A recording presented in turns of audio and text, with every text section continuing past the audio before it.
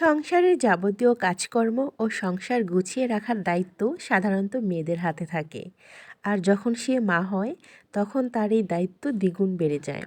নবজাতক বা ছোট বাচ্চার দেখাশোনার পাশাপাশি ঘরকে গুছিয়ে পরিষ্কার পরিচ্ছন্ন রাখা কিন্তু একটি চ্যালেঞ্জের মতো। হ্যালো এভরিওয়ান, আসসালামু আলাইকুম। কেমন আছেন সবাই? আই হোপ সবাই অনেক ভালো আছেন। আমার আজকের ভিডিওটি যে যেখান থেকে দেখছেন, প্লিজ দেখার শুরুতে একটি লাইক এবং লাস্টে আপনার সুন্দর মতামত জানাতে কিন্তু একদম ভুলবেন না। একটি সংসারে নারী ছাড়া মোটামুটি আমরা অচল, এই কথা আমরা সবাই জানি। রান্নার কাজ থেকে শুরু করে পরিবার সামলানো সব কিছুতেই নারীর অবদান রয়েছে। অতীত থেকে একটি সংসার টিকিয়ে রাখার জন্য নারীকেই কিন্তু পরিশ্রম করতে হয়। তাই একটি সংসারে কিভাবে একজন নারী নিজেকে মানিয়ে নেবেন সেটা জানা অত্যন্ত জরুরি। এটা সত্যি যে একদিন না একদিন একজন নারী তার সংসার নিজের মতো করে নিতে পারেন, কিন্তু সেটা কবে পারবেন তা কিন্তু কেউ আমরা জানি না।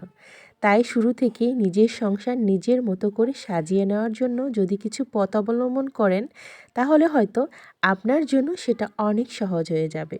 সংসারে যখন কোনো কিছু করতে যাবেন, তখন যেভাবে আপনার করতে সুবিধা হয় ঠিক সেভাবেই পরিকল্পনা করুন। কারণ আপনার সংসার আপনি কিভাবে সাজাবেন এর কোনো বাধা ধরা নিয়ম নেই। আপনার পারপার্শ্বিকতা বিচার করে যেভাবে আপনার ভালো লাগে সেভাবেই অনুসরণ করতে পারেন। যদিও আমাদের সমাজে পূর্ণবয়স্ক প্রত্যেকেই কোনো একটা সিদ্ধান্ত নেওয়ার আগে অন্যেরা কী ভাববে এটা নিয়ে অনেক ব্যস্ত।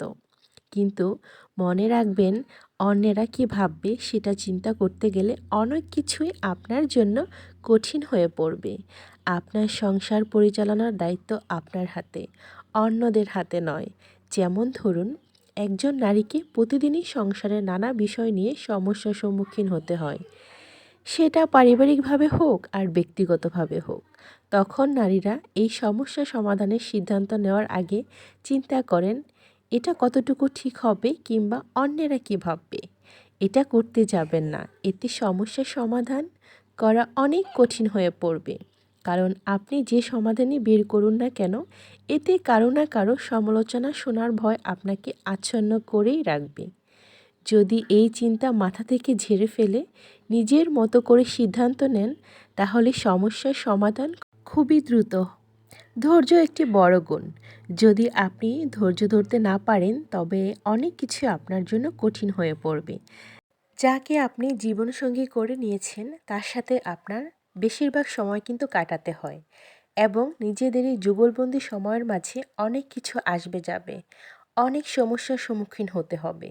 এই ধরনের পরিস্থিতিতে আপনাকে হতে হবে ধৈর্যের রানী হয়ে থাকাটাই হবে মূল সমস্যার সমাধানের উপায়।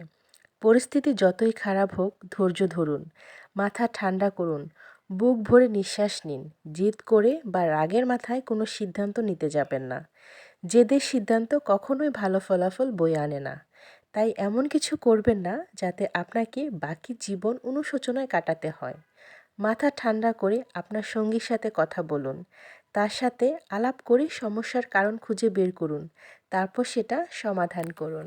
আপনাদের সাথে কিছু কথা শেয়ার করতে করতে ঘর গুছিয়ে নিলাম, তার সাথে সাথে বেডশিটটাও চেঞ্জ করে নিলাম। বেডশিট আমি সপ্তাহে একবার হলেও পাল্টানোর চেষ্টা করি। তো এবার অনেক দিন হয়েছে, মোটামুটি বাড়িতে গিয়েছিলাম বাবার বাড়িতে বেড়াতে, সেজন্য আর চেঞ্জ করা হয় নাই। আর বাসায় ঘরোয়া গিন্নি না থাকলে যা হয় আর কি, ছেলে মানুষ তো এগুলো দেখে গুছিয়ে করতে পারবে না। তো আপনাদের ভাইয়া এই বেডশিটেই ঘুমিয়েছিল। তো যাই হোক, এখানে আমি দুপুরে ফুলকপি, সিম, আলু দিয়ে মাছ রান্না করব। এটাকে কি মাছ বলে আমি আগেই বলেছিলাম, মাছের নামটা আমি খুব একটা জানি না, তবে মনে হচ্ছে এটা কি মাছ মনে নাই নামটা। যাই হোক, আপনারা কেউ জানলে আমাকে কমেন্ট করে জানাবেন। ভালো করে হলুদ মরিচ লবণ দিয়ে মাখিয়ে নিচ্ছি। এখন আমি মাছগুলা তেলের মধ্যে ফ্রাই করে নিব। তেলটা আমি আগেই গরমে বসিয়ে দিয়েছিলাম।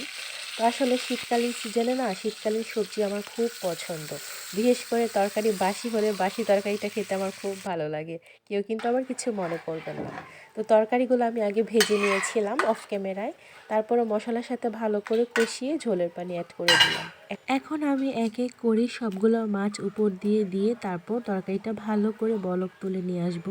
তো বাবার বাড়িতে গিয়েছিলাম 1 সপ্তাহের জন্য। তো আপনাদের ভাইয়া নাকি আমার হাতের রান্না খুব মিস করছে। ওর নাকি 1 সপ্তাহ পেটই ভরে নাই। তো অনেক দিন পরে আমার হাতের রান্না খাবে, এটা ভেবে সে অনেক খুশি। আপনাদের কাছে একটাই রিকোয়েস্ট, আমার কলেজের আপু এন্ড ভাইয়ারা, আমার ভিডিওগুলো আপনাদের পরিচিতি সবার মাঝে অনেক বেশি শেয়ার করবেন। একটা ব্লগ বানাতে কী যে পরিমাণ কষ্ট, ভিডিও শ্যুট করা, এডিট করা, ভয়েস ওভার দেওয়া সব মিলিয়ে অনেক কষ্ট। একটা ভিডিও তৈরি করা খুব মুখের কথা না, একটা চ্যানেলে যে কী পরিমাণ পরিশ্রম করতে হয়। ঠান্ডা ঠান্ডা কুল কুল, শীত করে না, পানি ঠান্ডা না, ঠান্ডা পানি দিয়ে কেমনে গোসল করতেছে।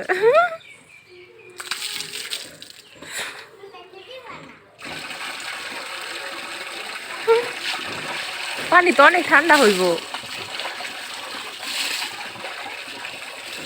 গো আমারই শীত করতেছে অর্ডার দেখা।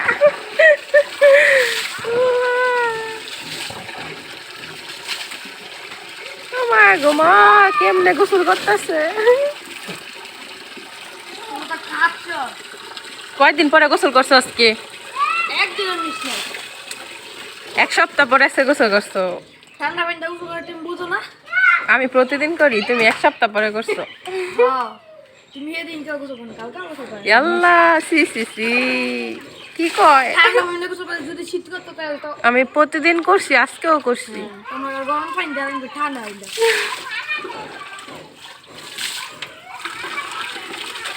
এই সত্যি করে কও, কয়দিন পরে গোসল করছো? সূচনায় কয় 1 সপ্তাহ পরে বলে। ও ড্রেস বদলায়। এখন তো আমার মন চাইতেছে আবার গোসল করতে, তোমার গোসল দেখা। ঠান্ডা পানি না গরম পানি আসে? ঠান্ডা পানি না গরম পানি?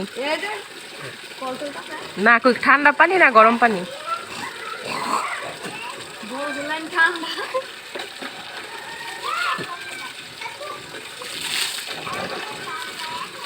ও আল্লাহ গো। আচ্ছা তাহলে করো, টাটা।